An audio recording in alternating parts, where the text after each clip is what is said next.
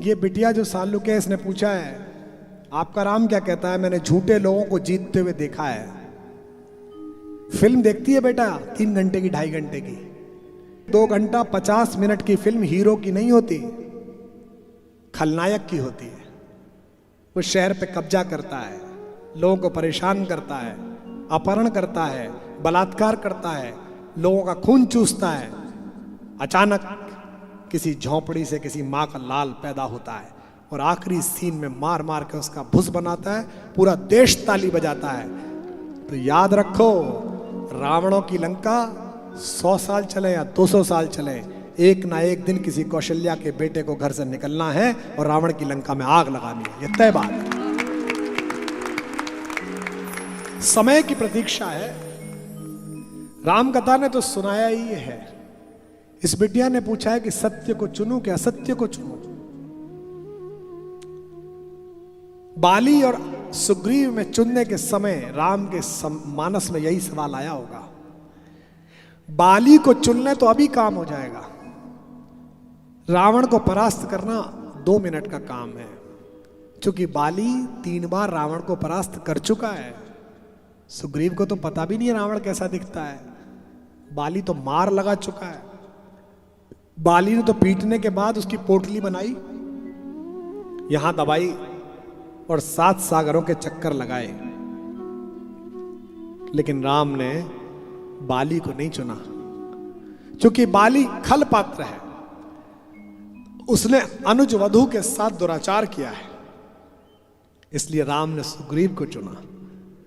जबकि राम के प्राण संकट में हैं।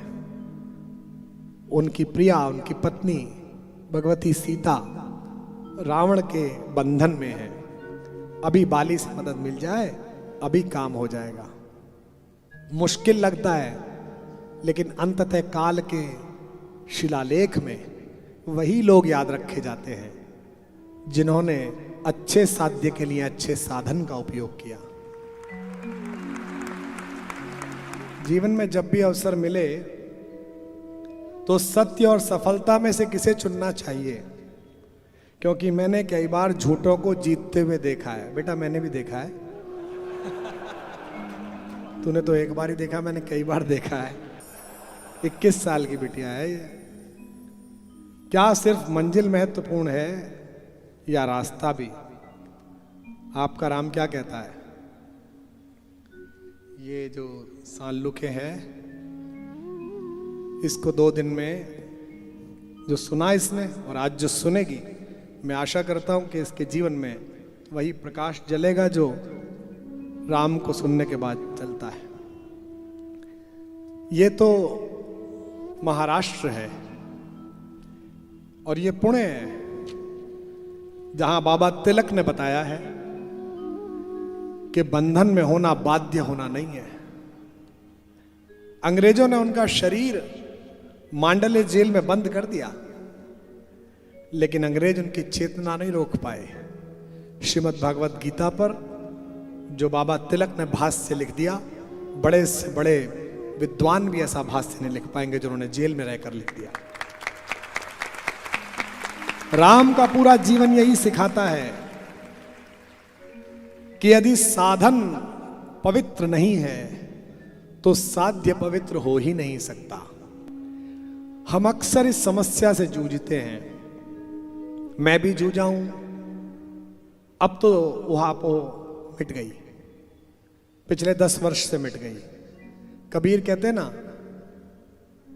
जब मैं था तब हरि नहीं, अब हरि है मैं ना है। सब अंधियारा मिट गया जब दीपक देखा मां है। कहां का दीपक? अंदर का। इसलिए तुलसीदास जी कहते हैं, राम नाम मणि दीप धर। कहां पर धर उस राम के नाम के दीपक को? जबान पर। जिससे क्या होगा? अंदर बाहर दोनों तरफ उजियारा आएगा। अंदर भी उजियारा जाएगा, बाहर भी उजियारा जाएगा। तो साध्य अगर पवित्र नहीं है तो साधन तो अपवित्र होगा ही, लेकिन साध्य को पवित्र रखना है तो साधन को भी पवित्र रखना पड़ेगा। कई बार ऐसा लगता है कि लोग जीत गए हैं। इसने अच्छी बात क्या कही लड़की ने? आपका राम क्या कहता है? आपका राम कहने में इसको ये तो पता है कि इसके अंदर भी एक राम है, और मैं तो पूरे विश्व में बोलता ही फिर रहा हूं कि अपने अपने राम, तेरे अपने राम, मेरे अपने राम। एक राम राजा का बेटा, एक राम अंतर में बैठा, और दोनों ही राम सत्य हैं। जो राम को मान रहे हैं वे भी सत्य हैं, जो कह रहे हैं राम का नाम सत्य नहीं है वो आज नहीं मानेंगे, जब मुंद जाएगी अंतिम बार तब मानेंगे, क्योंकि पूरा गांव उनके पीछे कह रहा होगा कि राम का नाम सत्य है, राम का नाम सत्य है, राम का नाम सत्य है। दुर्भाग्य ये है कि वो जीते जी नहीं मान पाएंगे कि राम का नाम सत्य है। राम कथा यही सिखाती है कि साधन और साध्य दोनों अपवित्र होने चाहिए। राजनीति और शक्ति हो वो बड़ी फिसलाती है। हमारे एक कवि थे, बाल कवि बैरागी। बैरागी जी बहुत बड़े कवि थे, मंत्री रहे, कांग्रेस में 2 बार सांसद रहे, 3 बार विधायक रहे, ऐतिहासिक चुनाव हारे 4 वोट से एक बार लोकसभा का, जब राजीव गांधी जी प्रधानमंत्री बने। लोग कहते हैं कि अगर जीत जाते तो बहुत बड़े और आगे जाते, लेकिन कवि, अद्भुत कवि, दिनकर जी के बाद के वीर रस के सबसे बड़े कवि। कविताएं लिखते थे, पहली बार विधायक बने और मंत्री बन गए। किस चीज के? खाद्य एवं नागरिक आपूर्ति मंत्री। तो कादम्बिनी के संपादक राजेंद्र माथुर ने उनको चिट्ठी लिखी कि मंत्री जी, अंदर कवि शेष रह गया हो तो एक कविता भेज देना।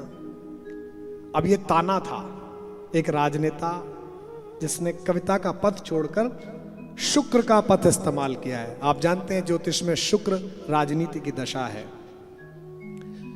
उन्होंने उत्तर में खत लिखकर भेज दिया। उन्होंने लिखा कि एक बार फिर जीवन का रथ मुड़ा शुक्र के पथ पर, राजनीति ने डोरे डाले फिर लेखन के व्रत पर। और ये बात आगे बैठे राजनेता समझते होंगे, मैंने भी भोगा है उसे। लक्ष्मण रेखा बड़ी क्षीण है, बड़ी क्रूर है काई, कदम कदम पर फिसलाती है रेशम सी चिकनाई। अंदर का जो अपसंस्कार है वो आपको बहुत प्रेरित करता है। अब तय होता है कि ये संबोधित कैसे हो। ये संबोधित होता है आपके संस्कार से, आपके परिवार से, आपके स्वाध्याय से और आपके सत्संग से। हमारे साथ जो सब लोग थे सब चोरी वोरी में फंस गए बेचारे, हम बच गए। किसी ने हमसे पूछा आप कैसे बच गए? आपने भी बड़ा पूरा सब आपके ही पीछे था। मैं 4th क्लास में था तो मेरे यहाँ 80 के दशक की बात है, जो पुराने लोग होंगे उनको याद आ जाएगा। एक सरकारी स्कूल में पढ़ता था मैं, और रबड़ जो थी वो नटराज की आती थी, 10 पैसे की। कुछ याद है कुछ लोगों को नटराज की? और नटराज की पेंसिल आती थी, वो भी शायद 10-15 पैसे की आती थी। तभी एक नए प्रकार की रबड़ आई जो बहुत महंगी थी, 5-10 रुपए की थी। वो किसी कैरेक्टर के पेट में होती थी, है ना, ऊंट के पेट में, शेर के पेट में खोलो फिर रबड़ निकलती थी, महंगी थी वो। तो मुझे बहुत भाई, उस रबड़ में खुशबू भी थी, सेंट डाला हुआ होता था, याद है? तो मेरा बड़ा मन कि ये रबड़ मुझे मिल जाए। बच्चा था मैं, सबसे छोटा 5 भाई बहनों में, सबका दुलारा, और बोलता बहुत था, कविताएं याद रहती थी। तो मोहल्ला, परिवार, रिश्तेदार, स्कूल सब में वंदना में खड़े हो जाओ, तुम कविता सुनाओ। तो मैंने अपनी माँ से कहा कि ये रबड़ मुझे दिला दो, क्योंकि पिता से तो कह ही नहीं सकते थे। आप बोल के देख लो, माँ में मुंह खुल जाता है, माँ। बाप में बंद हो जाता है, बाप। यानी कि जिसके सामने आवाज खुल जाए वो माँ, और जिसके सामने आवाज बंद हो जाए वो। तो मैंने माँ से कहा कि मुझे रबड़ दिला दो। माँ ने मेरे भाई से कहा, कौन सी रबड़ मांग रहा है, रो रहा है, देखो।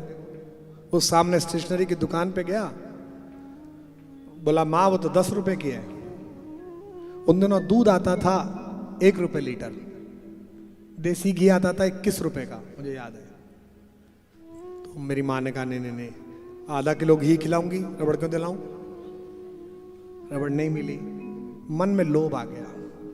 मेरे साथ एक बच्चा पढ़ता था, वो शहर के सबसे धनाढ्य सेठ जी का बेटा था। मेरा दोस्त था, थोड़ा कम पढ़ता था, सेठ जी का था तो कम ही पढ़ता। मेरी किताब विताब ले लेता था, मुझसे पूछ लेता था, उसे सब सुविधाएं उपलब्ध थी। वो प्रीमियर पद्मिनी एक गाड़ी होती थी, उससे स्कूल आता था और हम अपना बस्ता लेके पैदल मार्च, दाएं से आगे बाएं मुड़ेगा। तो उसके 2-3 रबड़ उसने खरीदी थी, तो मैंने उसकी एक रबड़ चुरा ली। मुझे आज भी याद है, वो एक गेंडा था, गेंडा, उसके पेट में वो रबड़ थी। मैं ले आया, शाम को होमवर्क करने बैठा तो मेरी माँ बैठती थी हम सब बच्चों को पढ़ाने के लिए। वो खुद तो 11वीं पास थे मेरी माँ, बट उन्हें अनुशासन पता है कि वो बैठी रहेंगी तो ये पढ़ेंगे, इसलिए चाहे किताब खोले रहे लेकिन बैठा रहे। वो जो अनवरत अध्ययन का संस्कार बचपन में डाला, वो आज भी इस हालत में है कि बिना 30-40 पेज पढ़े नींद नहीं आती है जब तक किताब ना पढ़ ले। तभी का संस्कार है। माँ ने रबड़ देखी, माँ ने पूछा रबड़ कहां से मिली, तो चतुराई आगे आई। जब लालच आता है तो लालच को जस्टिफाई करने के लिए कुतर्क आता है। ये जितनी भी बात चल रही है अयोध्या के खिलाफ, राम के खिलाफ, जो बोल रहे पता उन्हें भी है कि राम इस देश के मन प्राण में बसा हुआ है, लेकिन अब एक बार बोल दिया है तो कुतर्क कर रहे हैं, लगातार लगे हुए हैं। जनता भी समझ रही है। तो मेरी माँ ने मुझे कहा कि रबड़ कैसे मिली, तो मैंने कहा कि जब मैं स्कूल से आ रहा था तो रास्ते में पड़ी मिली। खोया पाया सामान तो किसी का भी हो सकता है, किससे पूछूंगा इस 500 बच्चों के स्कूल में। तो मेरी माँ ने कहा ठीक। मैं रात्रि में अपनी माँ के पास सोता था, क्योंकि 3री-4थी क्लास में था, तो समझ लीजिए 8-9 साल का रहा हूँगा। आजकल का समय नहीं था कि बच्चा 15 साल का हो गया LKG में ही जा रहा है। आजकल तो प्री, फिर UKG, LKG, फला पता नहीं क्या क्या करते हैं। तो मेरी माँ ने मुझसे कहा कि उठो यहाँ से, अपनी चद्दर उठाओ और वो भाइयों के कमरे में जाके सो। मैंने पूछा क्यों? उसने कहा कोई बात नहीं। मैं रुआसा हो गया। वो रबड़ जिसकी लेके आए हो ना, कल उसकी रबड़ दे आना, फिर मेरे पास आके सोना। मैं अगले दिन रबड़ दे आया। वो बच्चा वहां पढ़ने बैठा, मैंने नीचे रबड़ गिराई और मैंने उसे कहा अरे गौरव तेरी रबड़ गिर गई। वो बोला अरे मैं तो ढूंढ ही रहा था यार, कहाँ चली गई। उसने रबड़ ले ली।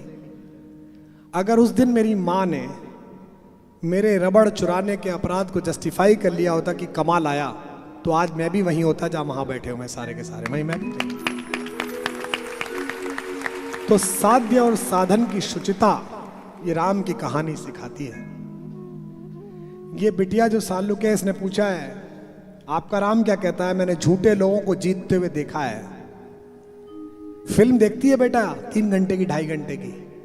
2 घंटा 50 मिनट की फिल्म हीरो की नहीं होती, खलनायक की होती है। वो शहर पे कब्जा करता है, लोगों को परेशान करता है, अपहरण करता है, बलात्कार करता है, लोगों का खून चूसता है। अचानक किसी झोंपड़ी से किसी माँ का लाल पैदा होता है और आखिरी सीन में मार मार के उसका भुस बनाता है, पूरा देश ताली बजाता है। तो याद रखो, रावणों की लंका 100 साल चले या 200 साल चले, एक ना एक दिन किसी कौशल्या के बेटे को घर से निकलना है और रावण की लंका में आग लगानी है। ये तय बात है। समय की प्रतीक्षा है। राम कथा ने तो सुनाया ही है। इस बिटिया ने पूछा है कि सत्य को चुनूं कि असत्य को चुनूं। बाली और सुग्रीव में चुनने के समय राम के मानस में यही सवाल आया होगा। बाली को चुनने तो अभी काम हो जाएगा, रावण को परास्त करना 2 मिनट का काम है। क्योंकि बाली 3 बार रावण को परास्त कर चुका है। सुग्रीव को तो पता भी नहीं है रावण कैसा दिखता है। बाली तो मार लगा चुका है। बाली ने तो पीटने के बाद उसकी पोटली बनाई, यहां दबाई और 7 सागरों के चक्कर लगाए। लेकिन राम ने बाली को नहीं चुना, क्योंकि बाली खल पात्र है। उसने अनुज वधू के साथ दुराचार किया है। इसलिए राम ने सुग्रीव को चुना। जबकि राम के प्राण संकट में हैं, उनकी प्रिया, उनकी पत्नी भगवती सीता रावण के बंधन में है। अभी बाली से मदद मिल जाए, अभी काम हो जाएगा। मुश्किल लगता है, लेकिन अंततः काल के शिलालेख में वही लोग याद रखे जाते हैं जिन्होंने अच्छे साध्य के लिए अच्छे साधन का उपयोग किया। जिस परम पराक्रमी महान विभूति के चरणों में मैंने साष्टांग किया है, जिनकी प्रतिमा इस मंच पर आशीर्वाद की मुद्रा में है, वे छत्रपति महाराज शिवाजी इस बात के प्रतीक हैं। आज जब मैं शिव केंद्र में गया, शिव शक्ति केंद्र में, तो वहां मैंने महाराज शिवाजी का एक 20 मिनट का भाषण सुना। उन्होंने कहा 300 वर्ष हो गए इन सुल्तानों को, मराठवाड़ा को लूटते हुए, अपकर्म करते हुए। मुझे इस बात का सुख कम है कि मैंने मुक्ति दिला ली, मुझे इस बात का दुख ज्यादा है कि 300 वर्षों तक हमने सहा क्यों।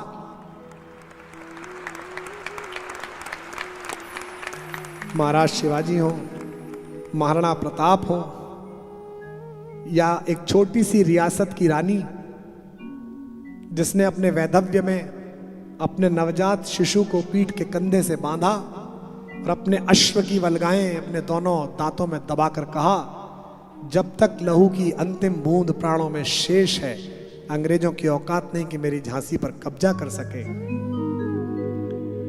एक बात सारी कथाएं कहती हैं जो इस बिटिया को आपका उत्तर के रूप में पहुंचेगी।